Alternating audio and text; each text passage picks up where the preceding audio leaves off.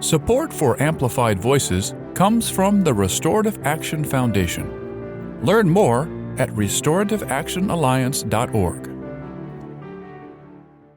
Everyone has a voice, a story to tell. Some are marginalized and muted. What if there were a way to amplify those stories? To have conversations with real people in real communities? A way to help them step into the power of their lived experience.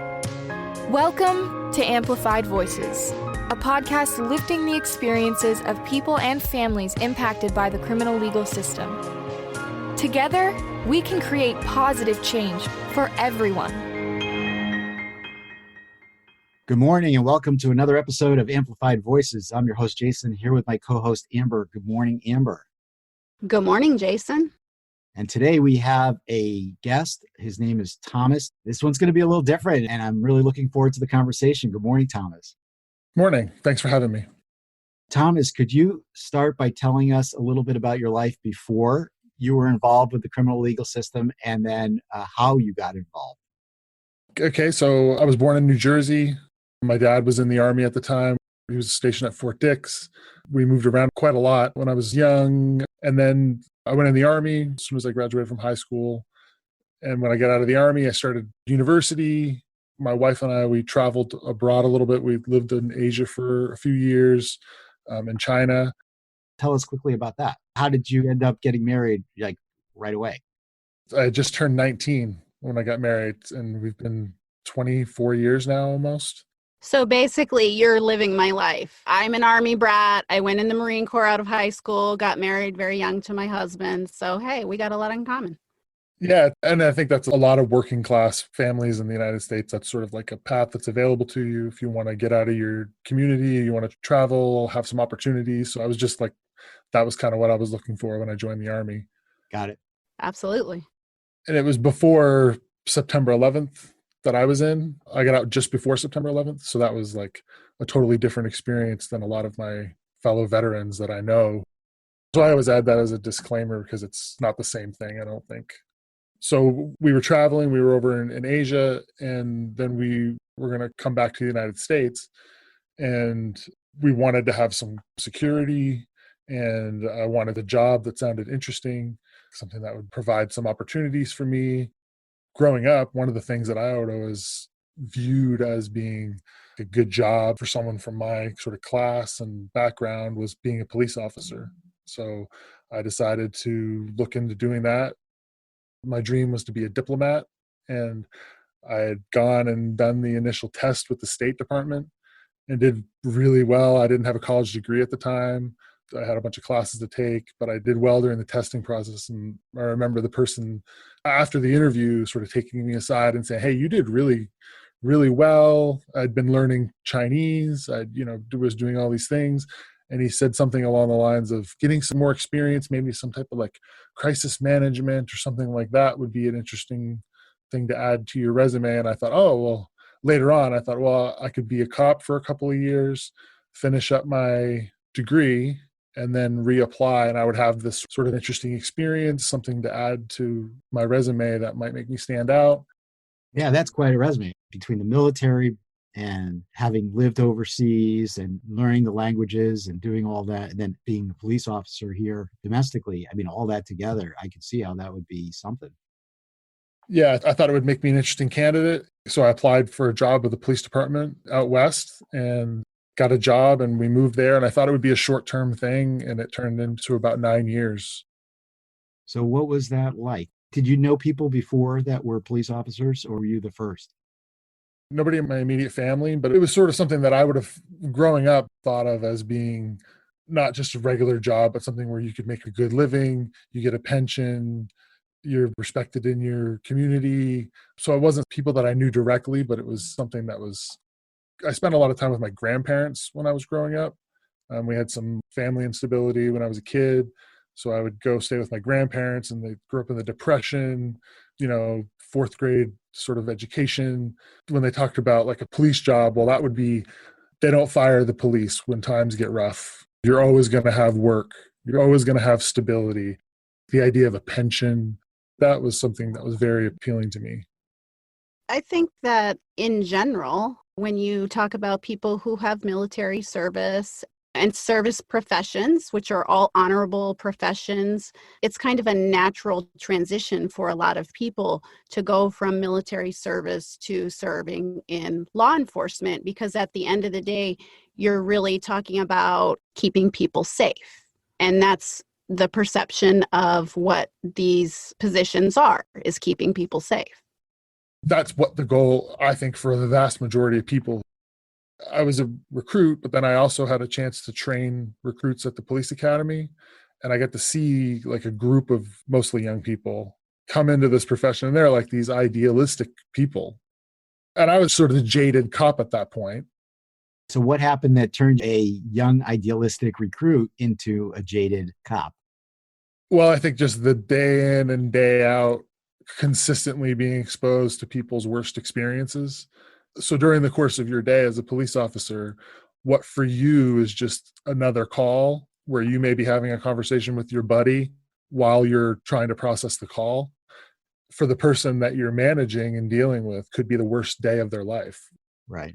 Someone did something horrible to them, or they did something horrible to somebody else, or maybe not the worst day of their life, but it's a bad day, So you're just constantly dealing with people's worst experiences, people at their worst, people who are in crisis, and that becomes the normal for your everyday work. So I think for me, a way to defend yourself against something like that is, and this is me psychoanalyzing myself, is to just develop a thick shell, and to become sort of jaded. Right. You have to in order to survive. I mean, you've got so much negativity surrounding you all the time. And now you've got to, it must be really hard to go from an environment where you're seeing people at their worst. And now you got to go home and you're seeing your bride of 10 years now at this point, right? And you're like, hi, honey, I'm home. How do you transition from one world to another? So you have to put up an exterior that says, I'm just not going to let anything affect me. Right. And I remember driving about 30 minutes into work and undergoing a transition, and you're thinking, and then making the drive back and having to make a transition between the two roles, because you can't talk to your family the way you talk to people at work, and you can't talk to people at work the way you talk to family. You have to be two different people. And as time goes by, it can become, I think, more difficult for people to make the distinction between the two worlds. Right. What a jacked up world we live in, where police need to make such a sharp transition in the first place. That's a lot to carry every day. That is a lot to carry. And I think it's an important perspective for people to really understand when they think about the system and the way that everything is set up and all of the things that people in law enforcement are asked to handle. They're subject to the same system that they're a part of. Yeah. So you talked about seeing people in their worst moment or the worst thing that's happened to them and how that affected you emotionally. Talk a little bit more about how did that affect your family life? How did that affect you as the days went by and throughout the job? Well, for me, initially it was, you rely on this idea of culpability. So you say, well, these people are making decisions, there are logical consequences, and that's sort of how you rationalize the things you're seeing, because you're interviewing people, you're learning about what led them to the point where they are now, and everyone tells you what happened in the form of a story. So you get to hear these stories, and then you look at people's backgrounds and you see this person was a victim themselves, this person had this slow process, they were raised in a family where, oh look, now dad's in prison. Initially you tell yourself, well, there's a decision, people are responsible for their actions, but then over a period of time you come to realize, well, they didn't make a decision, they were like conditioned and put in an environment where this was the logical outcome, and it's not them that's individually responsible, but it's more of a system that we've created where this is the logical outcome. And then that creates a cognitive dissonance, like I'm enforcing rules where we hold people accountable for things that they've done, but as time goes by, you come to realize it's not them that did it, but it's us that did it. So that becomes difficult. Right. You made quite a transition there. And I think that's a hard one to make.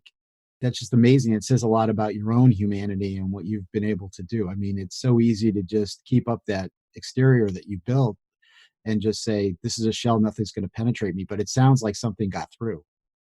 I wouldn't give me too much credit because I think a lot of it is me trying to find a way to make sense of my own inability to deal with it anymore. It got to be too much for me as an individual. So now maybe, I don't know, because in our heads we come up with explanations for the world. It doesn't mean they're right. But for me, part of it is not wanting my own culpability for my own role in this sort of system. Sure. As you're talking about it, and now you're no longer a police officer, we had all this police accountability news. Even before you had the George Floyd incident, we had people who were recording police officers doing things, and now we're seeing that on social media. You had George Floyd, you have Breonna Taylor, we could list them all, but how does it affect you now when you see that and when you're watching this? What does that do to you as a person? Half of my friends are still sort of military law enforcement community, and then half of my friends are in this academic world. So when these things happen, they view them like they're two completely different events, like their perspectives on the world are so different that they're seeing these like they're just not the same things happening. And as a person who has a foot in both worlds, I'm trying to like maintain relationships with one group and the other, and neither one of them are making sense because they both have these black and white views on these very, like all of my liberal friends are like, well, cops are murderers and they're super racist and they just go murder people for no reason. And then my police friends seem to be like almost anything goes sometimes, like they're incapable of receiving any kind of criticism on the topic, and it's complicated. So I sort of feel in a position where I can't have conversations sometimes with either side without getting frustrated. Do you feel the weight of the responsibility to try to educate others and bring them to some sort of neutral ground? I wouldn't say neutral ground, but I do feel like a responsibility to try to engage in a process where we learn about these things because I worry about where it can go. I'm really worried about where we're heading right now in terms of violence. So I do feel like when I see them spreading apart and unable to communicate with one another, I worry about the real implications for people's safety. Yeah, I do feel a responsibility to try to close that distance. Do you think that when people listen to this podcast, that it might help bridge some of that gap? I hope so.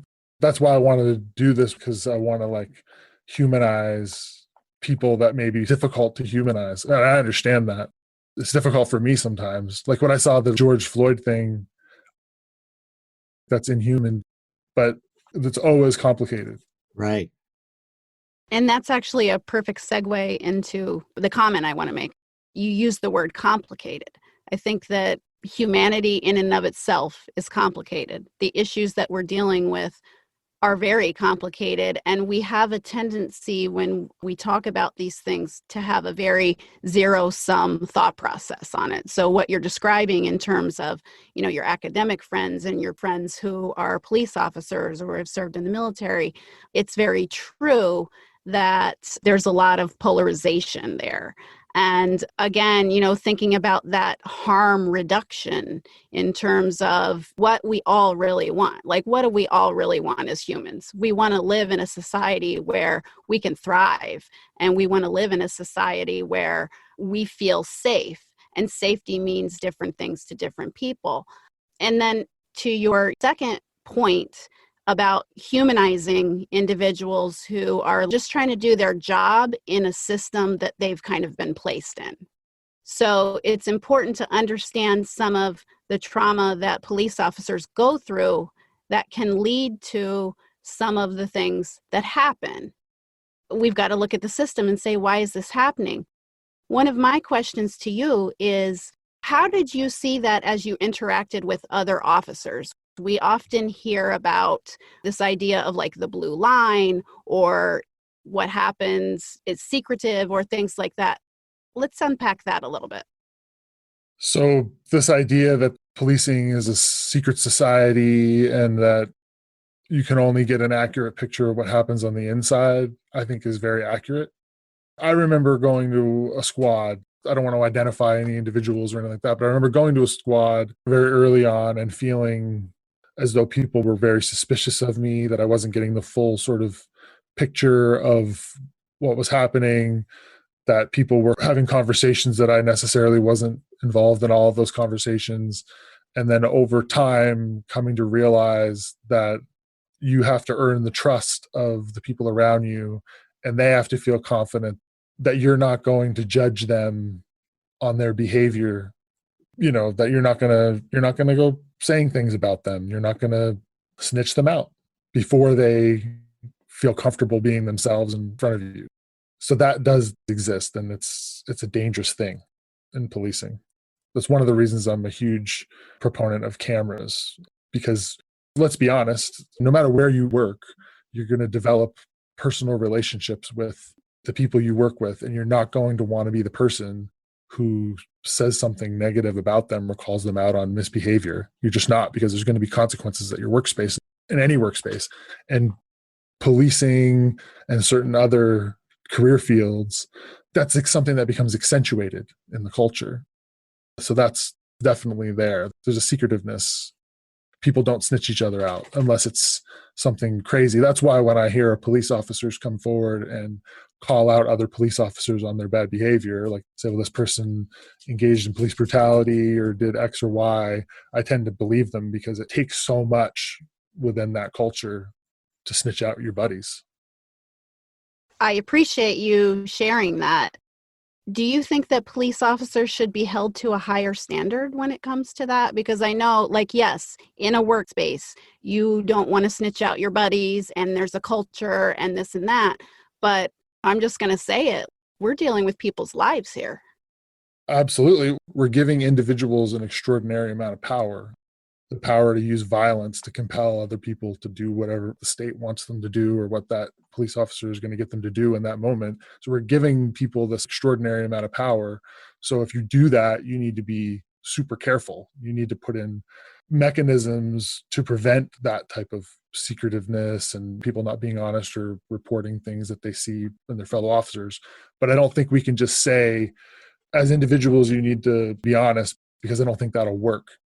That's why I'm like, we have to have police officers equipped with body cameras. We need to do everything we can possibly do to recruit people who are not going to behave that way, and figure out how we can do that, and all those things.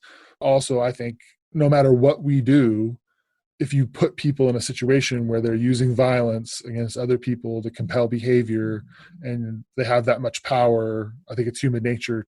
There's going to be corruption and secretiveness and abuse.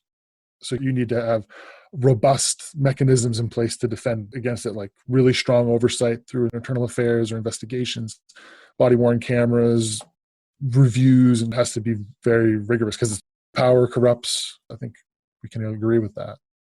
So you were a police officer for 9 years. Did something happen that made you change, or was that always part of your plan to then move on to something else? I was planning on just doing it for a few years, finishing up my degree and then moving on, but I really took to it, and I really enjoyed the work, especially early on, like investigating things and putting together cases. And there's a lot of BS, like the drug war, and a lot of ridiculous stuff that goes on, but there's also important casework that gets completed. We need a crime control mechanism in our society, the way it's structured right now. Were you in a city or a small town? What type of? I was in a big city, and I worked in a high volume sort of area. And patrol, it was call to call to call. And then in investigations, there was, our city, we had everything from kidnappings and homicides. It was a pretty busy place. So at the end of a shift, you're exhausted. Yeah, some nights it depended on the night, but like on a Saturday night, where I worked, there was a good chance there'd be a shooting, or maybe a few. Lots of officer involved shootings, lots of foot pursuits and stuff like that. It was a very, very busy place, sort of call to call. And you got exposed to, everything you can imagine in a short period of time. Was your wife worried every time you went to work on a Saturday night? I think so, a little bit, yeah. But it becomes part of your routine. And that became our life. The conversations center around policing. Your group gets smaller and smaller. So this trust that you have in each other, this fraternity that you are a part of. So it's work, and then you're having barbecues, cops that come over, and it becomes this really insulated sort of community. So she was fully immersed in that life as well. And when you left, did you keep those friends or did that change? I think I kept, just like, any sort of workspace, your people in the wider orbit are going to fall off, but most of my best friends are still in law enforcement, actually. Yeah. So I have a lot of close friends that are still in police work. The circle grows, but it's a different level of closeness. Developing an interpersonal relationship now is going to be very difficult to develop a level of closeness that you're going to have being in a patrol car with someone for a couple of years or going out and investigating cases. It's a very intimate place that you are with somebody. You're experiencing trauma together. There's danger together. There's adrenaline dumps and exciting things happening together. There's long periods of monotonous boredom together. So they're amazing relationships that you can build in that environment. Are there experiences that you had where you look at now through the lens of history where you said, I wish that had gone a different way, or knowing what I know now, I would have handled it differently? Oh, yeah, absolutely. Lots of things, ways that I handled things and spoke to people and behaved, and decisions that I made, where the older you get and the more you learn about the world, I don't know if I'm getting better or not. I hope so. But I like to think so, that I would have made a lot of decisions differently. And there's a lot of decisions that I wouldn't have changed. Sure. So I think that the benefit of getting older and learning more and meeting new people and research and all of those kind of things are helpful. In the time that you served, did you encounter either within the department or witness or anything having to do with what you would characterize now, knowing what you know now, as police brutality? Sure. Yeah, I think so. I think there are lots of times where I think there were people who, and it's difficult to pin down what is that? Like, what does that mean? What is police brutality? Is it extrajudicial violence where it wasn't reasonable and necessary for the officer to effect an arrest? I think that that's something that happens, I'm sure, quite a bit at the end of foot pursuits and bailouts of cars, and then also blatant abuse that takes place. I think that's something that's going to happen when you give people extraordinary power over other people. Is that something that is as common as people might think it is? I don't think it's anywhere near as common as, in my experience, the overwhelming majority of contacts that people had with me and my fellow officers were innocuous. But I think there's a small segment of the population that are exposed to policing in a very different way than the regular citizen might be. So tell us kind of what you mean particularly by that. Is that a racial divide? Is that a socioeconomic divide? Is it a combination? What do you mean by that?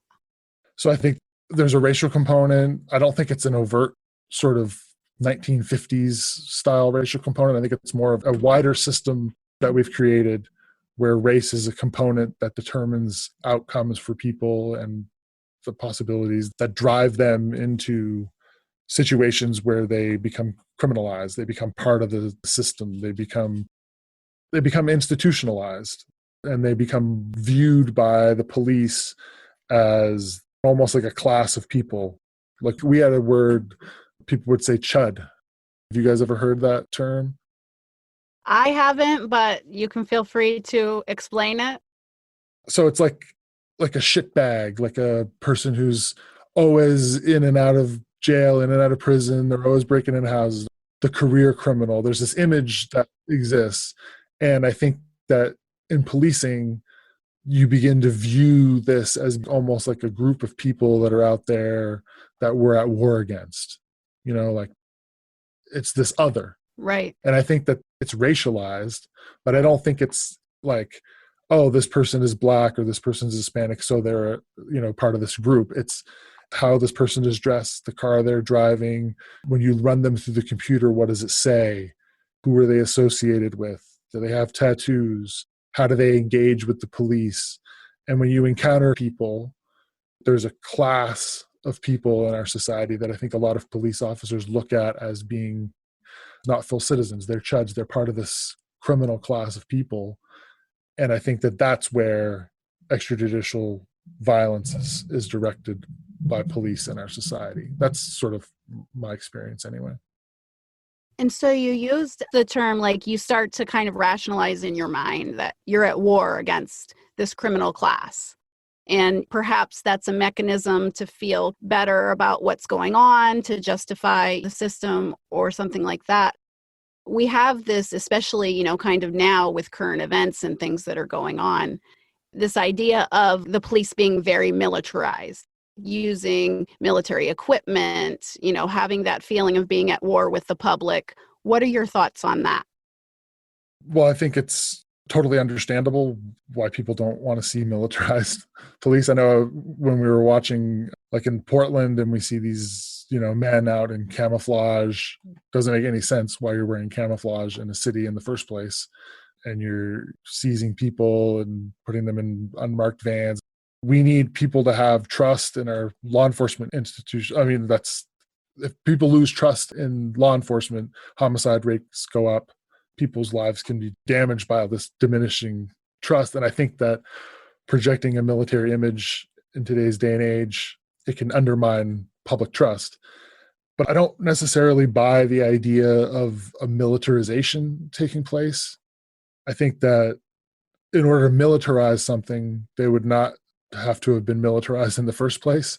Because I don't look at them as separate institutions. I look at them as they're institutions that are designed to use violence or threaten the use of violence to compel people to behave a certain way. Whether that's in Fallujah or it's in Los Angeles, you have armed men and women who are using the threat of violence. I'm going to pull you over and put you in handcuffs. Or in Iraq, I'm going to put you in RIP restraints or whatever. It's the same thing. And it's the same people. It was me. I was in the Army. I got out, and then I was a police officer. Pretty much every squad that I worked on, there were people who were in the National Guard still. So they were going to Afghanistan for a year and working in a military police unit. And then they were coming back to my city and working for a couple of years. And then they were going back overseas. And that's been going on for a decade. I mean, who shaped the policing following the Vietnam War were Vietnam veterans. Who shaped it in the 1950s? They were World War II veterans. The things that they learned, the techniques, going back all the way to when metropolitan police departments were formed in cities like London, the people in power were worried about creating them because they recognized that they were a military force. Like, that's what they are. Armed men organized in a military structure. Or women. Or, yeah, now it's women. But I use gendered language when I talk about policing because I think it's a gendered institution. And when I say sending armed men out into the street, I'm doing it intentionally. It's very patriarchal. Yeah. Yeah. I get it. So Thomas, do you have kids? Yeah. So I have a 21-year-old and a 16-year-old. Now, would you encourage them to go into the police force? No, that wouldn't be, or the military, or, yeah, I wouldn't. And why is that? A personal toll that it might take on them, or a disagreement with the system, combination? I guess all of the above. So the personal toll it would take, the danger that's involved, the changes that they would undergo. And then also they've just been raised in a way that I don't think they would fit in or assimilate well. Ideologically, they wouldn't fit in. It would just be a terrible, terrible fit for either one of them. You talked about putting on the different personalities. Now that you're removed from that, do you still feel that that's the case? Or in what you're doing now, are you able to be the same person at work as well as at home, as well as with your friends? So I think there's still some code switching that you need to do and I think this is true for everybody. I think it's true for every profession. You do have to compartmentalize a little bit. Absolutely. And the way that I would have a conversation about policing with people who are still in the profession is going to be different than people who are activists. Right. It's going to be different because what's going to be an effective way to communicate with a group of police officers is probably not being super hypercritical about the institution of policing, but maybe trying to identify some of the more positive things and then find a way to be constructive. Yeah. So In my experience with the criminal legal system, which has been on the other side of it, like my family having been harmed by the criminal legal system, I was extremely traumatized by the police officers coming to my house at 2 a.m., conducting a search. And even to this day, when I see a police car or just driving, I pull over because I don't want to get pulled over by the police. Like if they're following me or just driving down the road. And that's a real trauma that I live with every day. Are the police aware? In your experience, are you aware of the kind of trauma that is inflicted on people through things like raids and arrests and all of that? So first, I'm sorry that you have to deal with that. I think now, at this point in my life, I recognize that. And when I think back on serving search warrants and pulling people over and arresting people and all of the different things that you put people through, so I'm like, well, obviously that's going to have the long-term impacts on people.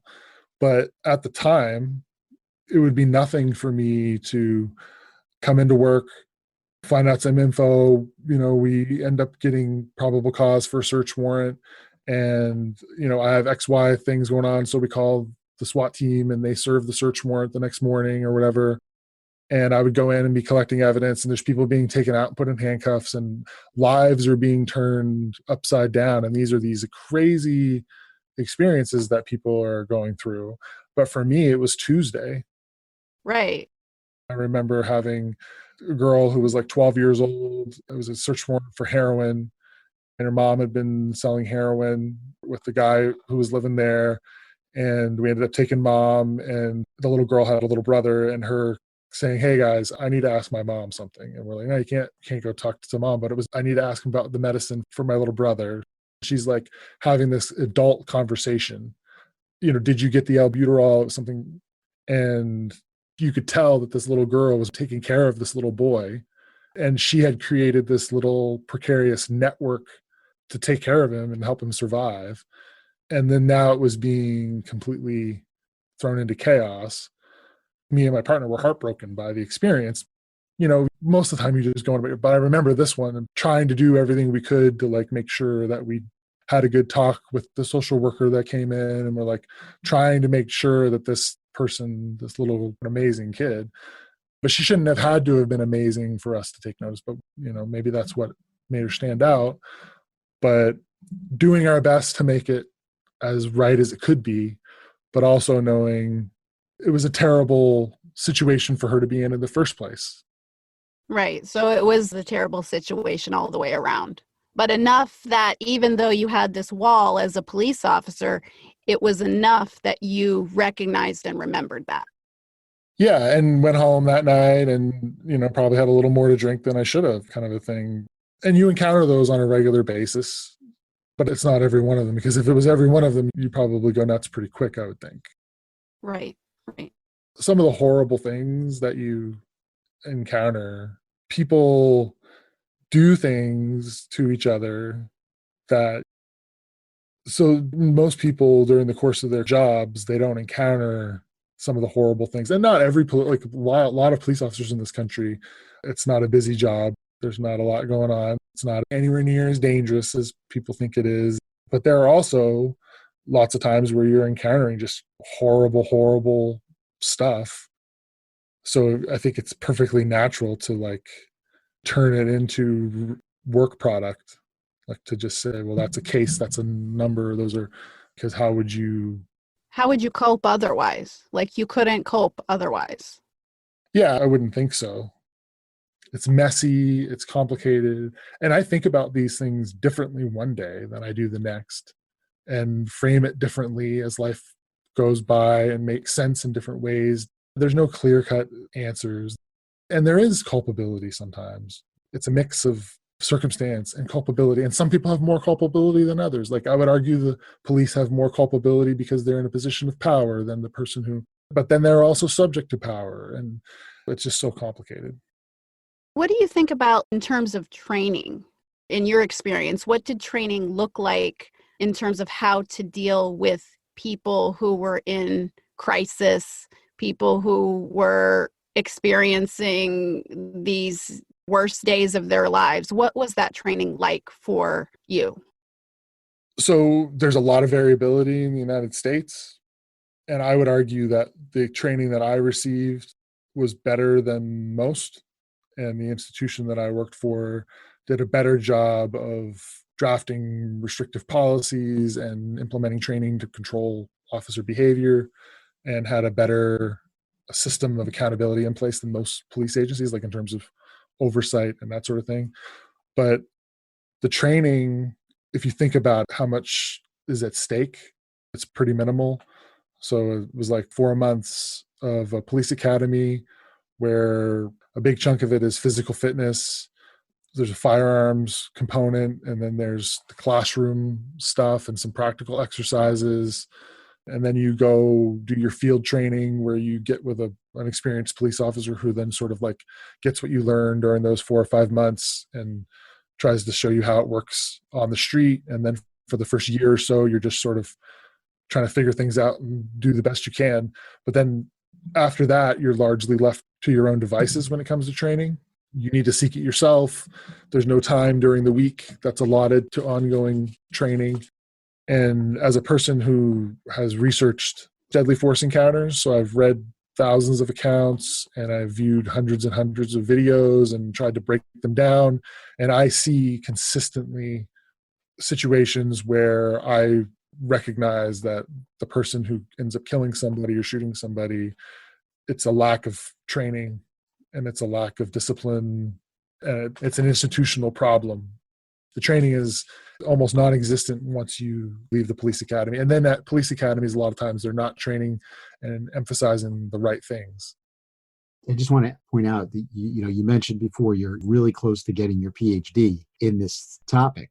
You've spent a lot of time in this area under an academic situation. So I'm in my 4th year of a PhD program. So I've experienced it. I've been in deadly force encounter, and then I've also studied it sort of in a systematic way. And I would argue that there are a non-insignificant number of deadly force encounters in the United States where if we had a more reasonable level of training for our police officers, that would never have happened. You said you were in a deadly force encounter? Yeah, that's one of the reasons that I sort of ended up leaving policing. I killed someone while I was a police officer, and then I stayed at work for a few years after that. But that experience was sort of something that helped influence my decision to leave. Yeah. And so a lot of people, when they think about deadly force encounters and police brutality, what it's like to make a decision in a snap moment under duress is something that we hear a lot about. So could you talk a little bit about that? Yeah. So I think that for me, I had maybe like a second or two to make, I don't even think it was that long to sort of make my decision to shoot somebody. And even looking now, sort of back on knowing what I know now and evaluating things and thinking them through, and which I've done over the year. And when I think back on it, I don't see anything that I could have done differently at an individual level. I sort of like was called to a location. I heard screaming. I was under the impression that there was domestic violence. So I thought that there was a woman who we had met the night before was being beat up. That's what I thought was happening. So I ran up some stairs to try to help somebody, not knowing. And when I got to the top of the stairs, I was confronted by someone with like a large knife, like a carving knife, and they were covered in blood. And I pulled my gun and pointed at them and told them to drop the knife. And there was a victim behind me and some stairs, and I had nowhere to go. And the person said, "Let's go, mother." And they raised the knife and started like charging me with the knife to stab me. A lot of these shootings, when I see them, I'm like, oh, well, they shouldn't have done that. There was this factor. I don't like this decision. There's lots of those. But there's also a huge portion of them where I watch them or I read about them and I'm like, well, what are you going to do? Yeah. So do you think that the police in some instances are asked to do too much? or asked to get involved in things that could be handled another way? Absolutely. So, like mental health calls. So, we send our police officers to manage our mental health problems in the United States. We've created all these problems, and we have all these people who are suffering and not receiving treatment. There's a lot of people that just don't have medical care. It's ridiculous. Like jails and prisons are our biggest mental health care providers in this country. And so we send police officers out to handle these, and they're not trained or equipped. We know that in a lot of instances that sending armed men might make things worse, but we haven't built any sort of other mechanisms to do that job. So if you were granted the power to build a better system and you were told, here, just go do it, go build a better system, what would your top priorities be? How would you go about doing that? Well, it wouldn't be focusing on the police. It wouldn't be as much saying, well, I want to change the way police do business. There's tons of things that can be done there, but that would be my secondary concern. My primary concern would be, what can we do that we prevent people from becoming involved in the criminal justice system at all?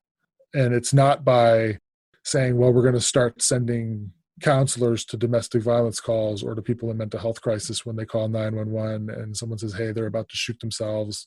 It's 5 years earlier, 10 years earlier, creating institutions where people can thrive, where people can flourish, where people can develop and grow and face problems and adversity and have supporting networks of people that help guide them through those challenges.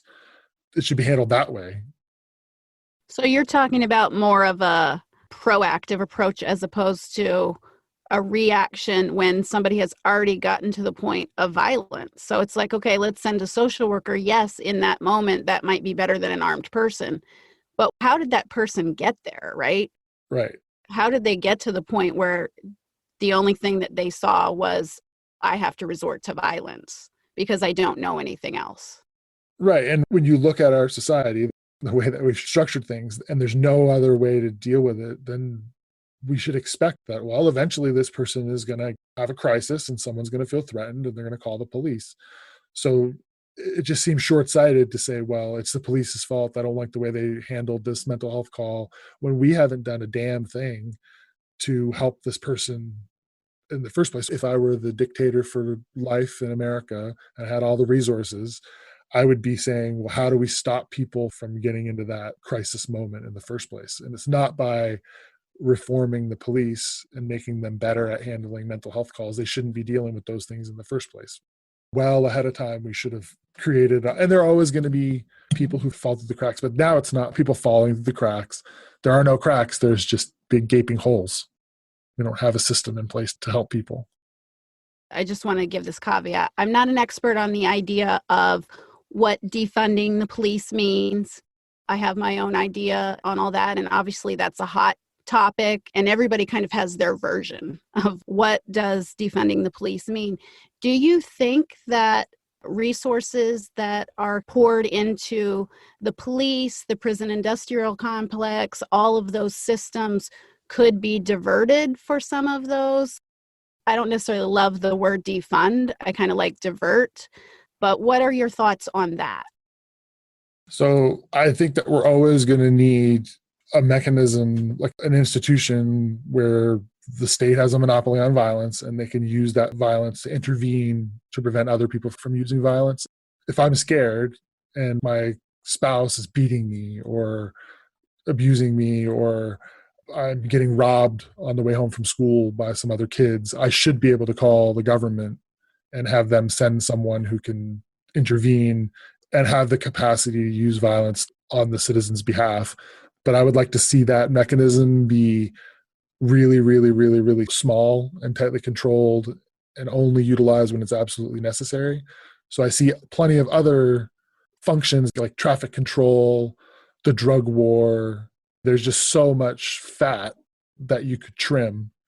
But then the people that remain that are carrying out that really sensitive function on behalf of the state need to be super well trained, super well equipped, super well funded, supervised. So you need to have a robust institution. So the idea that we just wholesale defund the police doesn't appeal to me, but a systematic restructuring of the institution where you trim just tons of fat and then reallocate those resources to other institutions that can more effectively address the social problems.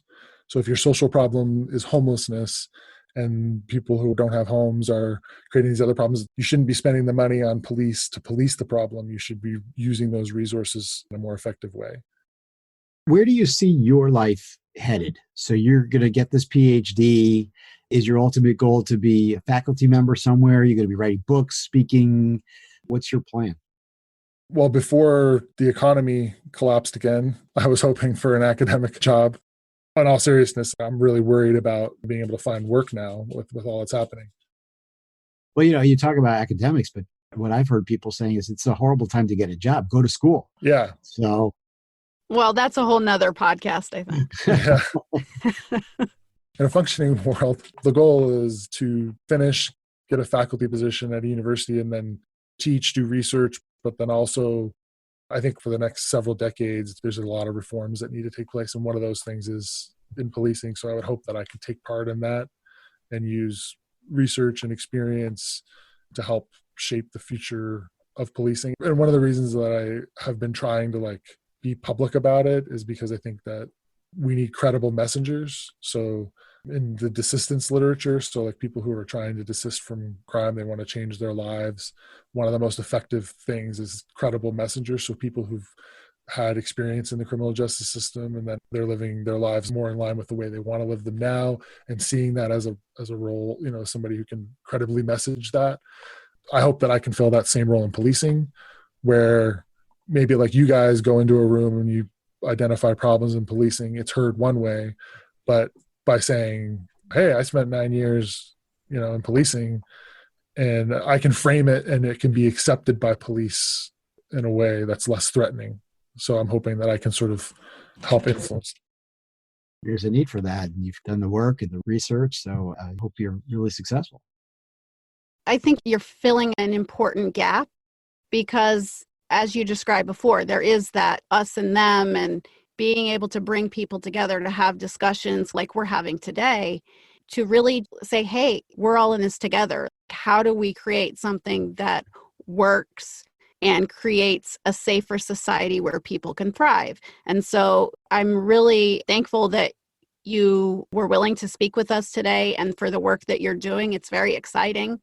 And I'm really excited to see how it evolves as well. Yeah, I wish I could say I was more optimistic. I'm not feeling very optimistic right now, to be honest. I worry that if the split in this country gets to be too much, that if it becomes irreconcilable in too many people's minds, that could lead us all to some very dark places.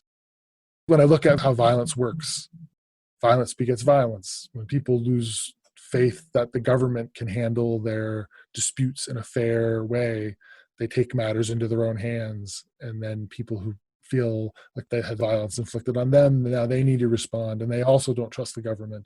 And it can very quickly spiral out of control. And when I see this happening, I see armed militia, quote unquote, groups in cities, and people killing each other. And I'm really worried. Do you think that some of that is small factions of people that are kind of the loudest in the room? Yes, but the problem is that the way we communicate has changed, and those small voices are able to be amplified. The perfect example for me is, and this is an example of someone whose voice would have been snuffed out in the past that shouldn't have been. So if George Floyd had been killed 20 years earlier, it's the year 2000, I don't know what would have happened, but my guess is that the people who witnessed it would have complained, and there would have been an internal affairs investigation. The officers would have explained it one way, and the citizens that observed it would have explained it another way. And whose accounts would have been given more weight? Well, obviously, it would have been the police accounts. And then the coroner or medical examiner, I'm not sure what they have in Minnesota, would have said, well, we found this X, Y, and Z in his system. And they would have said, well, this is an in-custody death. This person resisted arrest, and they didn't get beaten in the face and their head bashed into the curb. They got some pressure, but that was from him resisting, and they had to restrain him, and he died in custody. This is terrible, but no one did anything wrong. This is just what happened. But fast forward 20 years, and a 17-year-old girl has a cell phone in her pocket, and she pulls it out, and she's able to record it in high definition and then send it out over these social networks, and it's shared with millions of people within a few hours. So you've unleashed something that before was filed away in a filing cabinet, and now it's a reality that we all have to deal with. So the mom in the suburbs, the white upper middle class mom in suburban Minnesota or wherever, she has to see this, whereas before all it was just some poor black and brown people saying something was happening and they weren't believed. I love the point that you're making, that the way that we communicate is completely different. And I, in many ways, think that's a really good thing, because it's kind of exposing things that should have been exposed long ago. Mm-hmm. These types of things absolutely were happening 20 years ago. Oh, yeah. We have so many families who have lost loved ones in this way, and you can't keep up with all of the names and the hashtags. And these are real people's lives and real people who've been affected by this and have been since the beginning of policing, right? Since before the beginning of policing. Right. And I would argue that 20 years ago, it was worse than it is now. Agreed. And if you go back further, if you go back to like the 70s, it was a million times worse. Go back to the 50s, it was even worse the way the police treated people. Right. So like this idea that this is some new phenomena, and there's no way to know for sure because we don't keep proper records of who gets killed by the police in the United States. But I would argue that the police are far more judicious in their use of force now than they were in the past. But those names, the George Floyd who died in 2000, no one's ever going to know his name. Right. No one's ever going to hashtag him because he was a nobody and no one gave a shit because people didn't have to watch video of it. But now we can't hide, because even when it's mine, no one said, oh, you engaged in police brutality, but it was brutal. It was me as a police officer, an agent of the state, killing a human being. And no one knew about it. It was one report in the newspaper and then it went away. And that was it. No one cared. It was a Tuesday. It was a Tuesday. No one cared. So now people do care. People are starting to pay attention. And that's definitely a good thing. But it's also a dangerous thing because we as a society have not taken the serious steps necessary to solve the problem. Reforming police is not going to do it. Police shoot and kill about 1,000 people or more a year. And then it's about 1,800 or so, closer to 2,000 people that die during police encounters. It's a lot more than people know. People getting run over by police, fleeing and crashing during pursuits, these types of things. If we want to deal with it, we need to figure out how to reduce those. And it's not by just reforming police. It's by fundamentally changing the way we handle social problems, like addressing them at their root cause. I don't think that we're ready to do that. And the technology has created an environment where we need to confront those things. But I don't see the mechanisms in place or the willpower in the American people to actually take them on. Those are excellent points. And hopefully, with some of the work you're doing and some of the work that advocates are doing, we'll get there. Obviously, this is a very complex issue. If you had the opportunity to say one thing as a former police officer to somebody who's been impacted by the criminal legal system, and then one thing to a police officer, what would that be to the person impacted and then the person who is serving in law enforcement? Let me start with the police, because I think I could have something to say that could be constructive. And that would be to try to engage your sociological imagination. So like the idea that you don't just look at people as being culpable or having done something, but to try to think about what were the totality of the circumstances, what were all the things that went into creating the situation that you're encountering, and thinking about how the problem could be solved.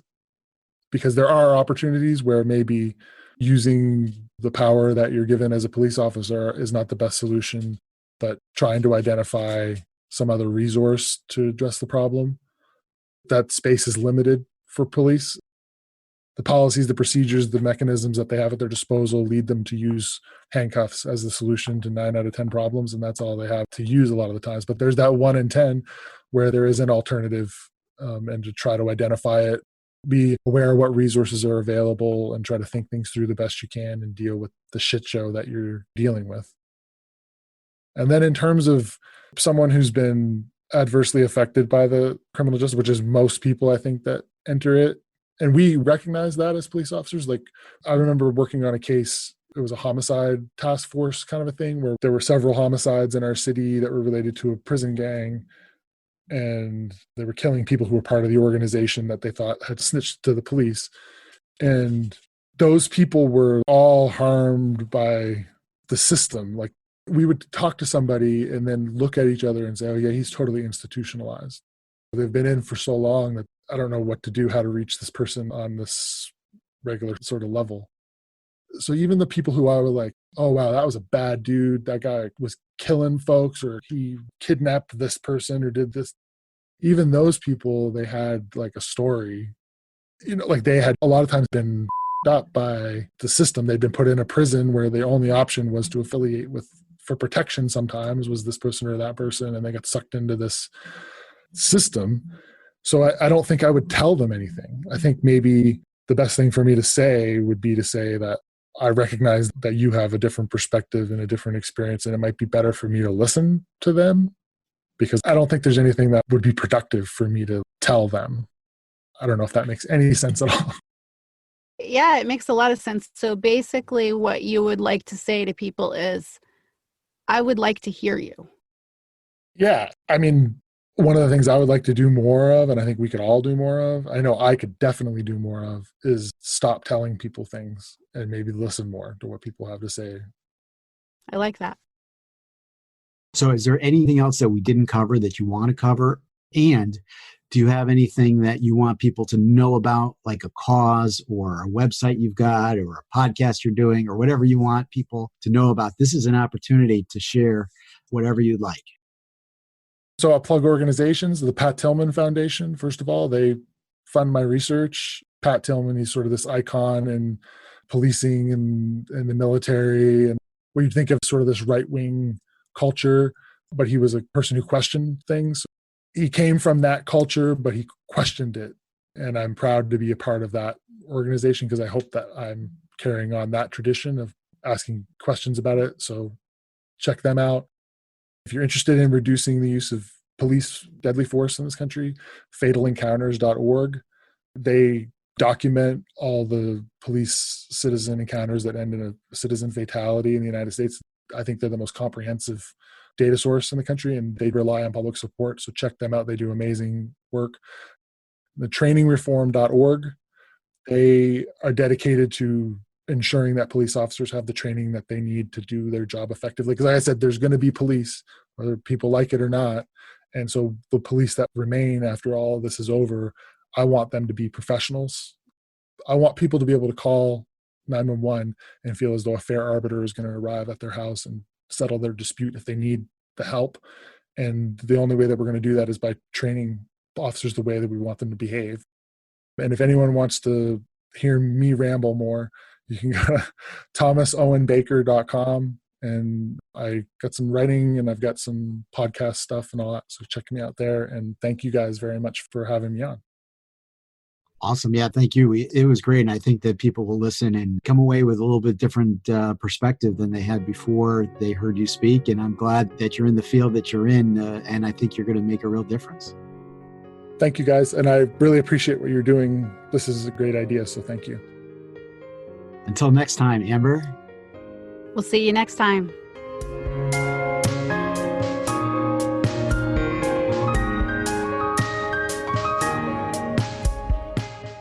You've been listening to Amplified Voices, a podcast lifting the experiences of people and families impacted by the criminal legal system.